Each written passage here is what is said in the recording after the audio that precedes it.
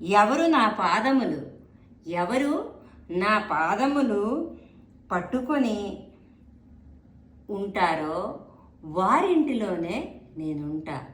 ఎన్నడూ నా పాదములని నొక్కి సేవ చేసే లక్ష్మి, నా ఒక్క నాభికమలము నుంచి పుట్టే చతుర్ముఖ బ్రహ్మ, మరి ఎన్నడూ నేను విడువని శివుడు, పరమశివుడు, మరి ఇచ్ఛాశక్తి, క్రియాశక్తి, జ్ఞానశక్తి. జ్ఞానశక్తి అంటే సరస్వతీదేవి, ఇచ్ఛాశక్తి అంటే పార్వతీదేవి.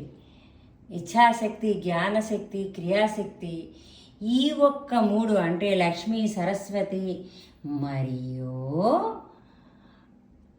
పార్వతీదేవి. మరి మా ఒక్క సంతానములు, మా ఒక్క పిల్లలు నా పాదములు చూసి నా పాదములు పట్టుకుంటే చాలు, వీళ్ళందరూ మన ఇంట్లోనే ఉంటారంట. నమో వెంకటేశ.